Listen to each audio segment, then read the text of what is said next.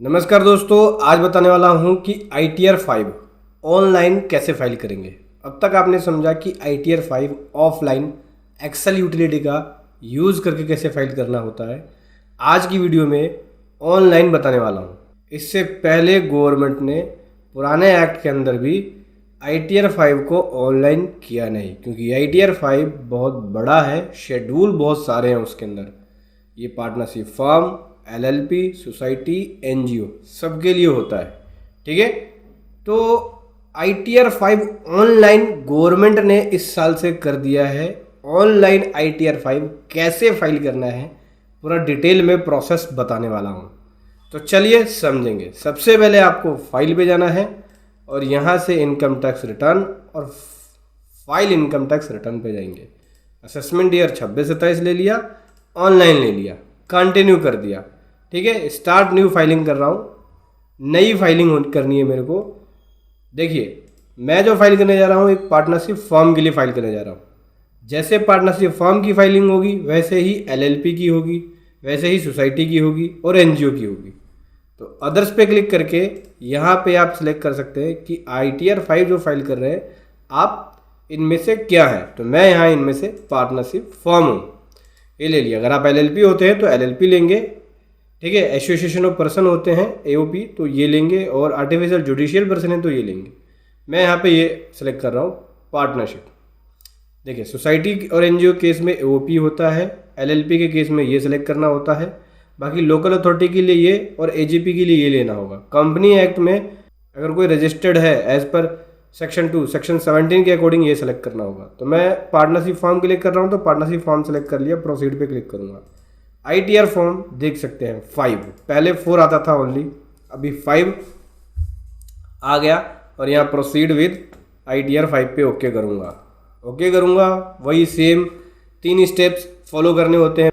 पहले में वैलिडेट, दूसरे में समरी कंफर्म करना, तीसरे में वेरीफाई। ये 3 स्टेप दिखा रहा है कि भाई ये 3 स्टेप में आपकी ITR हो जाएगी, लेकिन कहने के लिए 3 स्टेप्स है। हकीकत में इतने सारे शेड्यूल्स है कि एक ITR फॉर्म में कम से कम आपका ITR 5 के अंदर 1.5 से 2 घंटा लगना ही लगना है। चलिए कोई नहीं, स्टार्ट न्यू फाइलिंग पे करते हैं।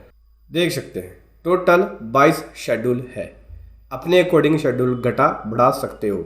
जनरल इन्फॉर्मेशन में आ जाए तो एक ही शेड्यूल है जनरल इन्फॉर्मेशन का, ये मैंडेटरी है, लेना ही होगा। इनकम में अपनी इनकम के अकॉर्डिंग शेड्यूल सेलेक्ट कर सकते हो। तो मेरी इनकम जो है, सबसे पहले मैं बैलेंस शीट पे आ जाता हूँ। ये है मेरी बैलेंस शीट, देख सकते हैं।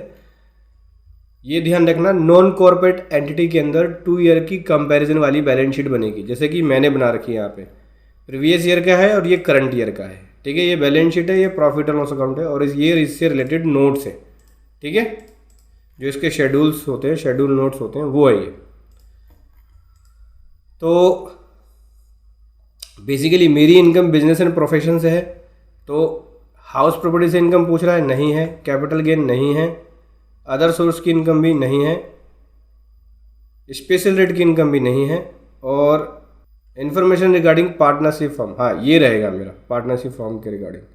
इसके अलावा बिजनेस वाला बिजनेस वाले में दिखेगा। ठीक है, तो बस ये वाला शेड्यूल रखेंगे जो पार्टनरशिप फॉर्म के रिगार्डिंग इन्फॉर्मेशन मांगता है, ये वाला। ठीक है, अभी बिजनेस वाले में आ जाते हैं। तो ISD का डिस्क्लोजर नहीं दे रहा, बैलेंस शीट मैं दूंगा। बैलेंस शीट में मैन्युफैक्चरिंग ट्रेडिंग बोल रहा है, तो मैन्युफैक्चरिंग का काम नहीं है, ट्रेडिंग है। PNL देंगे हम। ठीक है, अदर इन्फॉर्मेशन देना होगा। शेड्यूल BP आएगा कंपटीशन का, बाकी सब ठीक है। GST नंबर मेरा यहाँ पे है नहीं, तो GST छोड़ रहा हूँ। डेप्रिसिएशन का शेड्यूल, तो डेप्रिसिएशन मेरे वाले में एप्लीकेबल नहीं है, ना ही कोई डेप्रिसिएशन है, तो मैं ये दोनों हटा रहा हूँ। डिडक्शंस की बात करूँ तो डिडक्शंस भी कोई भी क्लेम नहीं कर रहा मैं, तो ये भी हटा रहा हूँ मैं, जो डिडक्शंस नहीं ले रहा। टैक्स की बात करें तो मैंडेटरी रहेगा, ये मैंडेटरी है, ये भी मैंडेटरी है। अदर्स की बात करें तो कैरी फॉरवर्ड लॉस एडजस्टमेंट ये मेरे में है नहीं, लेकिन बाकी ये मैंडेटरी है तो टिक रहेगा। ठीक है, अब टोटल मैंने 14 शेड्यूल सेलेक्ट कर लिए है। अपने अकॉर्डिंग आप शेड्यूल्स को सेलेक्ट कर सकते हो। कंटिन्यू करूँगा, ओके कर दूँगा। ये मेरे पास 14 शेड्यूल्स आ गए। तो पहले में है पर्सनल इन्फॉर्मेशन। पर्सनल इन्फॉर्मेशन में ये ध्यान रखना, यहाँ स्टेटस अपने अकॉर्डिंग सेलेक्ट करना पड़ेगा आपको कि LLP है, फॉर्म है, क्या है। फॉर्म में तो यहाँ फॉर्म ही लेंगे, और यहाँ पे फॉर्म में 2 प्रकार की होती है, LLP है या पार्टनरशिप फॉर्म है। तो पार्टनरशिप फॉर्म ले लिया, और ड्यू डेट इसकी 31 अगस्त रहेगी। ध्यान रखना, इसकी due date non audit case है तो 31 अगस्त और ऑडिट केस है तो 31 अक्टूबर हो जाएगी। पर्सनल इन्फॉर्मेशन में दिखा नहीं रहा, अपने अकॉर्डिंग आप पर्सनल इन्फॉर्मेशन को चेक कर लेना। फाइलिंग स्टेटस में जाके फाइलिंग स्टेटस चेक कर लेना कि क्या क्या ऑप्शंस मांग रहा है ये, ठीक है। रेजिडेंशियल स्टेटस में रेजिडेंट हो गया। इसके अलावा बाकी मेरे ऑप्शन सारे नो रहेंगे, ठीक है। एमएसएमई वगैरह पूछ रहा है, ये स्टार्टअप पूछ रहा है, ये है रजिस्टर्ड है या नहीं है, नो रखूँगा मैं इन सभी को, क्योंकि इन सब में रजिस्टर्ड नहीं हूँ। अगर आप रजिस्टर्ड इन सब में तो उसके अकॉर्डिंग ले लेना आप। किसी फर्म में पार्टनर भी नहीं हूँ, ना ही अनलिस्टेड इक्विटी शेयर्स को होल्ड किया है। ऑडिटेड की बात करें तो अकाउंट्स मेंटेन कर रखा है और 44 एडी में नहीं दिखा रहा, टर्नओवर अप टू 1 करोड़ है और ऑडिट एप्लीकेबल नहीं है। ये डी वाला भी नो रख लेना, हमारे पे एप्लीकेबल नहीं होगा। नेचर ऑफ बिजनेस की बात करें तो 44 एडी में इनकम दिखा नहीं रहे हैं, तो यहाँ पे नेचर ऑफ बिजनेस, ठीक है, अदर देन 44, हाँ यहाँ पे नेचर ऑफ बिजनेस देना होगा। क्लिक करके अपना जो कोड एप्लीकेबल है वो आप कोड दोगे यहाँ पे, जो भी कोड आपके ऊपर एप्लीकेबल है कि भैया मेरा ये वाला कोड है या मैं ये ट्रेडिंग करता हूँ, तो उसकी डिटेल आपको यहाँ पे देनी होगी। अगर आप मैन्युफैक्चरिंग कर रहे हैं तो मैन्युफैक्चरिंग सेलेक्ट करेंगे, ट्रेडिंग कर रहे हैं तो ट्रेडिंग सेलेक्ट करेंगे, ठीक है। यहाँ पे बिजनेस का नेम देना होगा, जो बिजनेस का नाम मैंने यहाँ पे बैलेंस शीट में जो लिखा हो वही सेम नेम दूंगा। यहाँ से कॉपी करके यहाँ से बिजनेस का नेम दे दिया। डिस्क्रिप्शन चाहो तो आप मेंशन कर सकते हो, डिस्क्रिप्शन में मेंशन नहीं कर रहा, ठीक है। बाकी बैंक डिटेल्स है। अब इसमें से ये बोलता है कि क्या आप एक बिजनेस ट्रस्ट है, नो। इन्वेस्टमेंट फंड में क्या आप एक इन्वेस्टमेंट फंड है, नहीं, नो कर देना। बाकी सब ऑप्शन सिलेक्टेड है, ठीक है, बाकी सब ऑप्शन कंफर्म करेंगे, ठीक है। एग्जिस्टिंग पार्टनर के जो मेंबर्स हैं उनके शेयर्स को देना होगा, उसकी डिटेल्स को देना होगा। यहाँ पे ब्रेकअप वाले पे क्लिक करके उसका नाम, एड्रेस, पर्टिकुलर पर्सन और पार्टनर या मेंबर इन द फॉर्म, जो पार्टनर है फॉर्म के अंदर, मेंबर्स की डिटेल्स देनी होगी, जैसे नाम, एड्रेस और उसके शेयर्स को। तो चलिए लिख लेते हैं।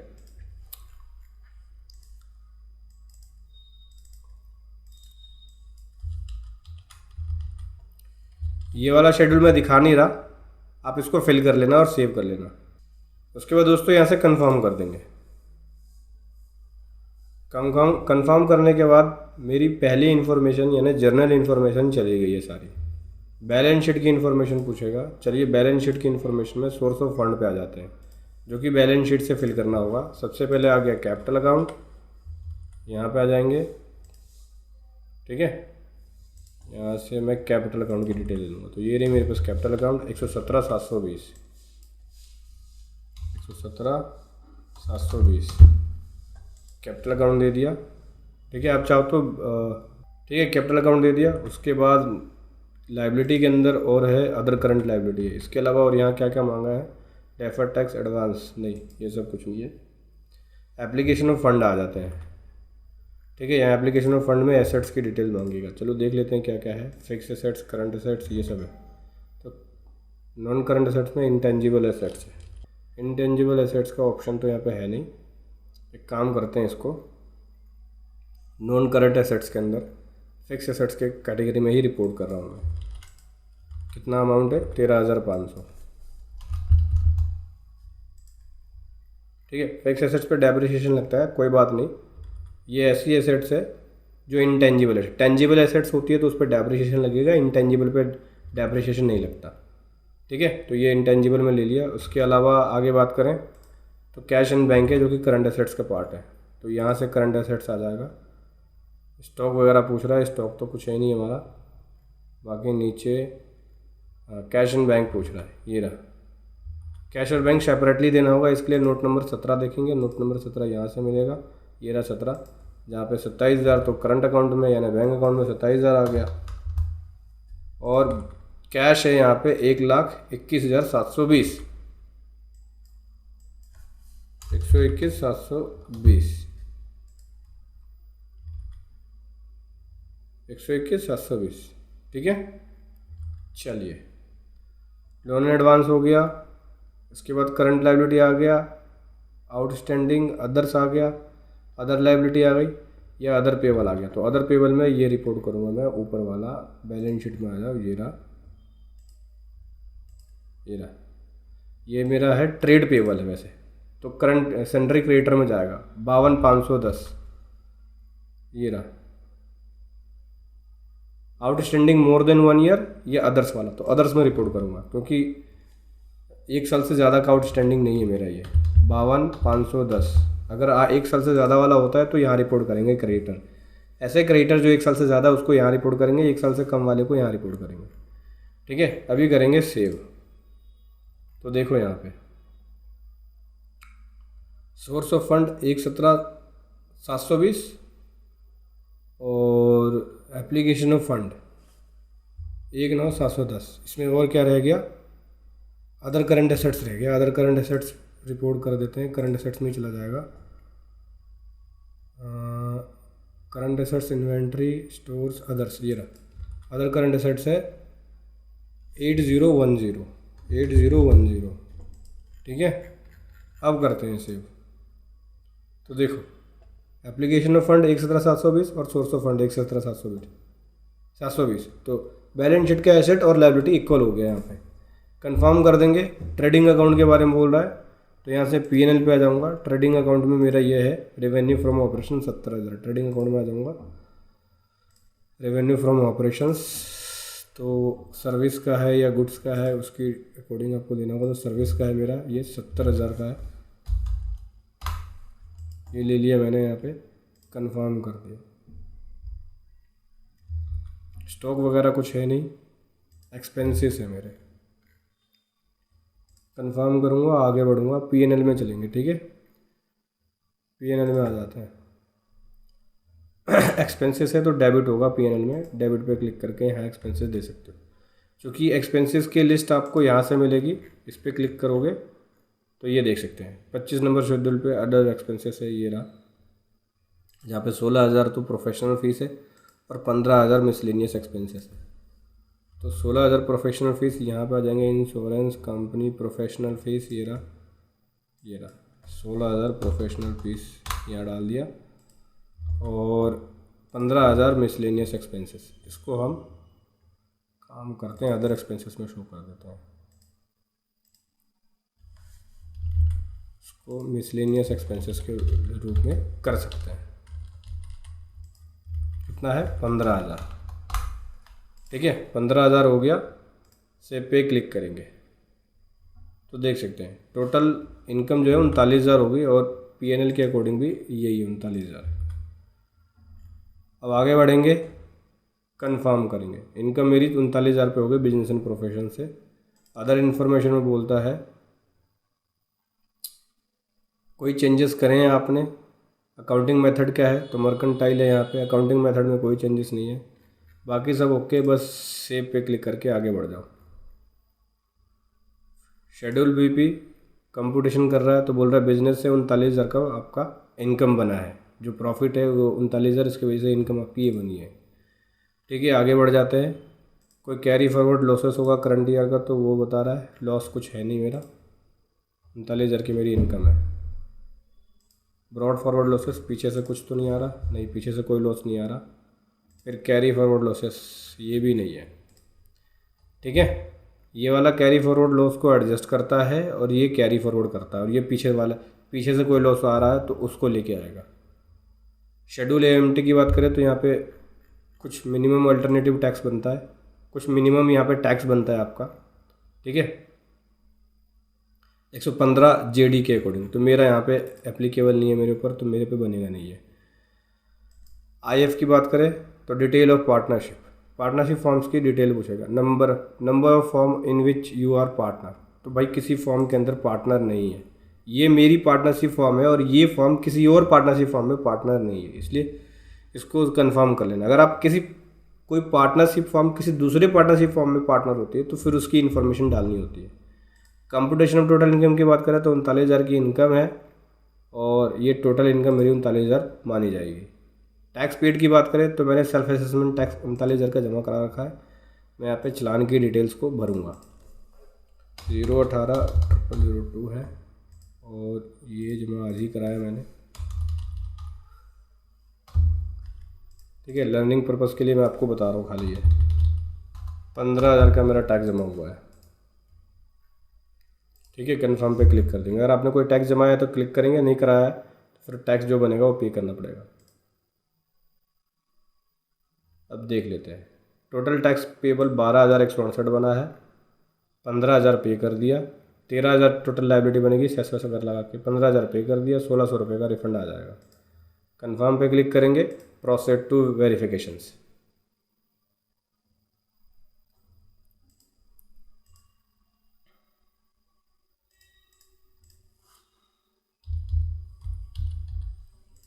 कन्फर्म कर देंगे, प्रोसीड टू वैलिडेशन पे जाएंगे। ड्यू डेट के अंदर प्रॉब्लम है ऑडिट इन्फॉर्मेशन में। Whether you maintain accounts, yes. Whether you declare, no. Crore 1 2। Whether you are liable to audit, नहीं, नो, नो, नो। ये ऑडिट के लिए लाइबल नहीं है तो देख सकते हैं। वैलिडेशन सक्सेसफुली हो गया। प्रीव्यू पे क्लिक करेंगे, ये देखिए भैया। ठीक है, यहाँ से मेरी रिटर्न तैयार हो गई है वेरीफाई फाइलिंग करने के लिए। पहले तो वेरीफाई होगी, उसके बाद फाइलिंग होगी। तो यहाँ पे क्लिक करेंगे, देख सकते हैं कोई भी एरर नहीं है। प्रोसीड टू वेरिफिकेशन पे जाके ई वेरीफाई नाउ पे जाएंगे, कंटिन्यू करेंगे। इस पर क्लिक करके जो आधार OTP आएगा कंटिन्यू करेंगे, आधार OTP जनरेट करेंगे। जो आधार OTP आएगा वो फिल करेंगे और उसके बाद ITR को फाइल करेंगे। ठीक है, आप चाहे तो हमारी पेड प्रोफेशनल सर्विसेज ले सकते हैं ITR फाइलिंग के लिए, पार्टनरशिप फॉर्म, LLP, NGO और ट्रस्ट के लिए। इन सभी के लिए आपको paid professional services ITR filing के मिलती है। ठीक है, इस वीडियो के अंदर मैंने केवल एक एजुकेशनल पर्पज़ के लिए आपको बताया है कि कैसे पार्टनरशिप फॉर्म, LLP, NGO या ट्रस्ट ITR को फाइल करेंगे। वीडियो कैसी लगी ज़रूर बताएं। Thank you so much. जय हिंद, वंदे मातरम।